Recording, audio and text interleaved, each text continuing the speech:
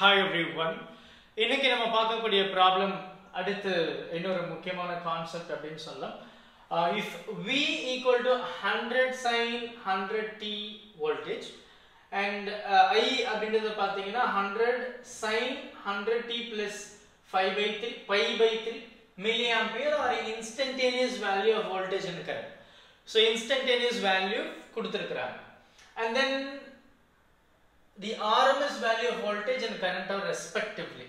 So IRMS or VRMS என்ன given data வந்து நமக்கு வந்து பாத்தீங்கன்னா V equal to 100. இது நிறைய பேருக்கு பார்த்ததுமே வந்து என்னடா இது அப்படின்ற மாதிரிலாம் இருக்கும். ஆனா இது ரொம்ப சிம்பிளான ஒரு ப்ராப்ளம் தான்.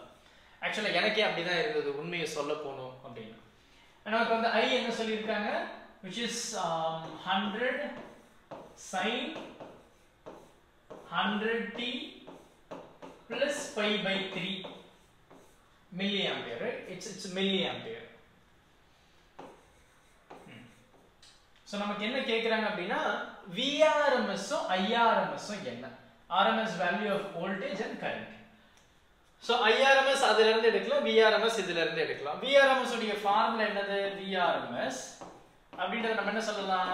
IRMS right into resistance அப்படினு சொல்லலாம். அப்ப இங்க IRMS நம்ம என்ன சொல்லலாம்?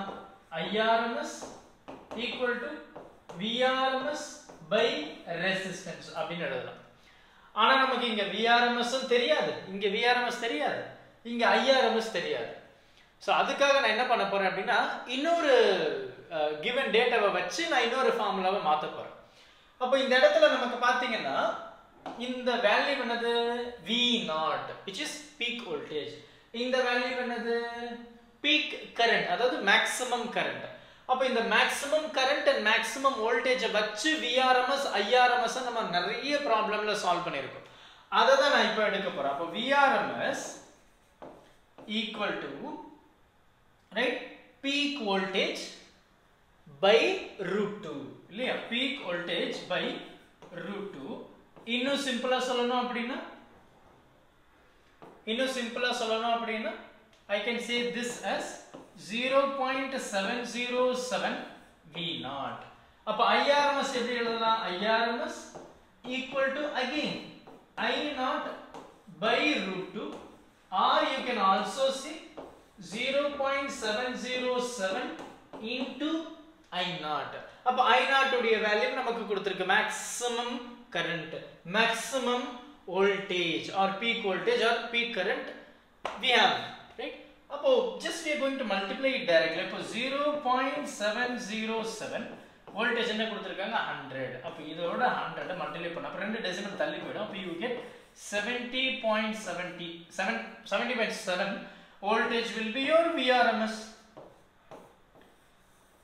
Then what about this IRMS, which is again equal to this is again multiplied by 100 illa.